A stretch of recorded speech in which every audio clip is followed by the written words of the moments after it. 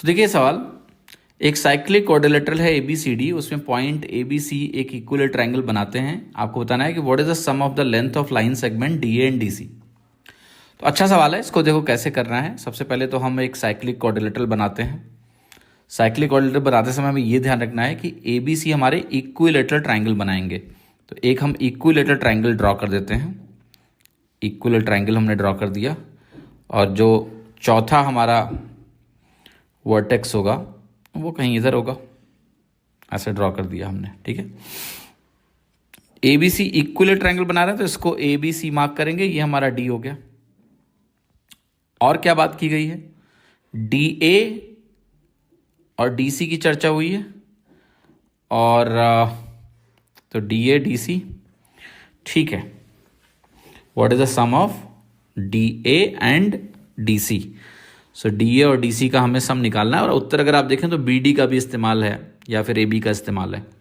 तो BD को भी ज्वाइन कर लेते हैं, तो ये हमारा BD हो गया, ये हमारा BD हो गया, राइट। ओके, AC को भी ज्वाइन कर लो, ये भी एक डायगोनल है। सो देखिएगा, आप यहाँ समझिएगा कि जो इक्विलेटरल पार्ट है उसमें हम अगर सबकी भुजा को मेंशन कर दें तो ये सारी भुजाएं क्या होंगी, AAA हो गई, है ना। ये इक्विलेटरल है ABC।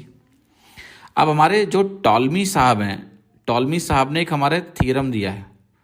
तो टॉलमी थ्योरम ये बहुत इंपॉर्टेंट थ्योरम है, इसको सब लोग ध्यान रखेंगे कि जो प्रोडक्ट ऑफ डायगोनल्स होता है, जैसे यहाँ पर हमारे जो डायगोनल्स हैं वो हैं BD और AC। तो BD और AC का जो प्रोडक्ट होगा वो जो पेयर ऑफ अपोजिट साइड हैं इनके प्रोडक्ट का सम होता है। यानी मैं ये कह रहा हूँ कि this value will be equal to AB into CD plus BC into AD, ये पेयर ऑफ अपोजिट साइड्स का प्रोडक्ट का सम। अब जो जो वैल्यू आपको A के टर्म में पता है उनको लिख दीजिए। जैसे AC हमारा A के बराबर है ना, यहाँ AC है, A है, और देखो हमारा AB है, ये भी A है, यहाँ पर हमारा BC है, वो भी A है, तो उनकी जगह A लिखिए। तो आप कहेंगे आपको मिलेगा BD into A is equal to A into CD plus A into AD। अब A हर जगह से कैंसिल आउट हो गया, आपको क्या मिलेगा कि BD is equal to CD plus AD। CD को आप DC लिख लो और AD को DA लिख लो, कोई फर्क नहीं पड़ेगा। सवाल ने क्या पूछा आपसे कि DA और DC का सम चाहिए, तो DA और DC का सम क्या आ गया, BD के बराबर आ गया, आंसर आ गया B।